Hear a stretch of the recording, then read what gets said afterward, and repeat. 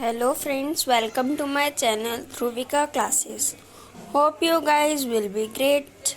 If you have not subscribed to my channel yet, please go and subscribe first so that you get the notifications of my video and you have no problem in understanding the chapter and listen to the video very carefully.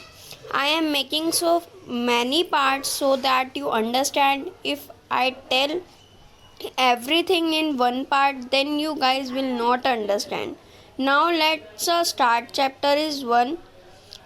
This is a fifth part of the chapter. अब मैं आपको बताऊंगी इसमें पूरा स्थल. ठीक है. पूरा स्थल ऐसे स्थल को कहते हैं जहाँ पर पुराने औजार या बर्तन या मिट्टी के हो, बर्तन मिलते हैं या मिट्टी के हो चाहे धातु के हो या इमारत के अवशेष प्राप्त होते हैं, उसे पूरा स्थल कहते हैं.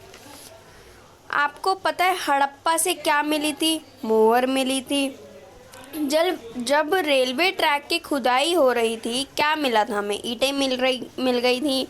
ऐसे कई सारे औजार मिले थे. मतलब कुछ जगह औजार मिले थे, कुछ जगह बर्तन मिले थे. ये पूरा स्थल कहते हैं इसको. ये जो पूरा स्थल होते हैं यहाँ पर किसी टाइम पर, मतलब पहले टाइम पर ना कोई व्यक्ति तो रहता ही होगा, कुछ लोग रहते होंगे. ये उन लोगों द्वारा बनाई जाती है और उन्होंने अपने लिए बनाई थी, अपनी ज़रूरतों के लिए बनाई थी, लेकिन वे बाद में इन चीज़ों को छोड़कर चले गए. जब हजारों वर्षों के बाद कभी कई सभ्यता आई, कईयों का पतन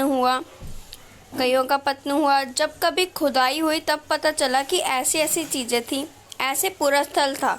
ये चीज़ें मिली हैं, यहाँ पर कोई सभ्यता थी, बाद में पता लगती है. ठीक है, आपको कोई चीज़ मिलती है तो आप उसकी छानबीन करते हो, तभी तो आपको पता चलता है कि हाँ ये चीज़ वहाँ थी. तो ऐसे उनको बाद में पता चला था कि यहाँ पे भी कोई सभ्यता थी. आपको यहाँ ये समझ में आ जाएगा. देखिए यहाँ एक नियोजित शहर केंद्र था. नियोजित शहर केंद्र का मतलब क्या है? देखिए ये जो नगर वगैरह बसाए गए थे ना हड़प्पा सभ्यता में, ये बिल्कुल प्लानिंग से बनाए गए थे. नियोजित मतलब होता है प्लानिंग. पहले से ही प्लान किया हुआ था. यहाँ भवनों के निर्माण से पहले इसका पूरा नियोजन किया गया था. मतलब भवन बनने थे उससे पहले इन लोगों ने प्लानिंग कर ली थी. मतलब जो भी यहाँ पर कहानी बनाई गई है, घर बनाए गए हैं यहाँ रहने के लिए, उसमें बनाने से पहले उसमें नियोजित मतलब वही प्लानिंग की गई थी. अगर हम भी अपने घर बनाते हैं, नक्शा तैयार करते हैं, तो हम भी प्लानिंग के साथ करते हैं. ये तो है नहीं कि भैया यहाँ रसोई बना देना, यहाँ ये कर देना. हम भी प्लानिंग के साथ ही बनाते हैं. आप आगे पढ़ोगे, पहले उन्होंने सड़कें बनाई थी, नाली बनाई थी और उसके बाद अगल बगल में घर बनाए थे. हमारे यहाँ पे भी ऐसे ही होता है, बीच में सड़क है, साइडों में नाली है, फिर घर बना रखे हैं. वैसे उन्होंने यहाँ बस्ती जो थी वो 2 भागों में बांटी गई थी. जो बस्ती थी वो 2 भागों में बांटी गई थी. विभाजित थी मतलब 2 भागों में, वही 2 भागों में विभाजित थी मतलब 2 भागों में बांट गया था. हम बस्ती के भागों में पढ़ेंगे. दुर्ग और निचला शहर. दुर्ग होता है, इनकी कुछ विशेषताएं समझ लीजिए. दुर्ग जो था वो छोटा शहर था पर फैला हुआ था, बल्कि निचला शहर जो था बड़े शहर में फैला हुआ था. 2 चीजें आपको समझ में आ गई, याद रखना है. दुर्ग छोटा में जरूर था पर ऊंचाई पर था. निचला शहर बड़ा जरूर था पर नीचे था. एक चीज और समझनी है आपको, दुर्ग में जो भी संरचनाएं पाई गई हैं, ऐसा माना जाता है उसका कुछ ना कुछ विशिष्ट और उद्देश्य से उपयोग किया जाता था. बल्कि निचले शहर में जो भी मतलब स्ट्रक्चर मिले उनको आवासीय कहा गया है. मतलब यहाँ पर रहने वाले. मैं आपको आगे दोनों बताऊंगी, पहले दुर्ग बताती हूँ. ये छोटा था लेकिन ऊंचाई पर बन गया था. दुर्ग जो थे ऊंचे इसलिए थे क्योंकि यहाँ पर जो भी स्ट्रक्चर बनाने चाहे वो कोई गोदाम हो या मकान हो, कुछ भी, यहाँ जो भी स्ट्रक्चर पाए गए वह सब ऊंचाई पर थे. आपको ये याद रखना है, दुर्ग को चारों तरफ से दीवार से घेर रखा था. अब हमें कोई चीज़ सेव रखनी होती है तो हम उसको ढक देते हैं ना, ऐसी चार दीवारी से क्यों की जाती थी? उसकी सुरक्षा के लिए की जाती थी या फिर किसी से अलग दिखाने के लिए?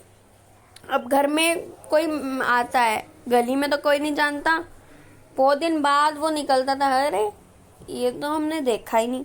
ऐसे लोगों के मन में वो होता है कि चार दीवारी में क्यों थी? उसकी सुरक्षा थी और या तो किसी से अलग दिखाने के लिए। ये दीवार जो थी इसमें निचले शहर से अलग करती थी।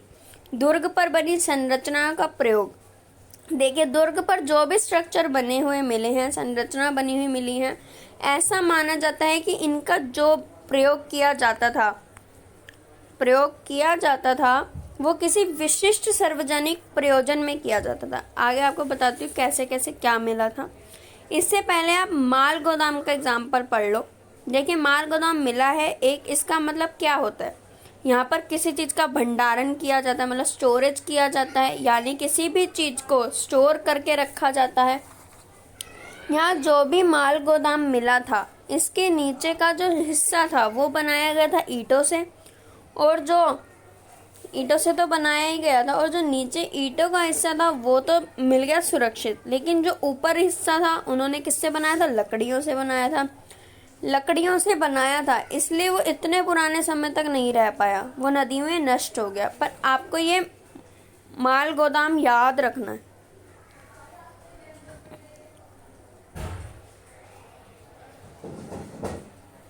माल गोदाम आपको याद रखना है। Thank you watching for my video. If you like the video, please like and share the video, and if you listen very carefully, and you will definitely understand, I will tell you in the next part. मैं आपको इसके आगे का जो है, इसमें दो थे, दुर्ग और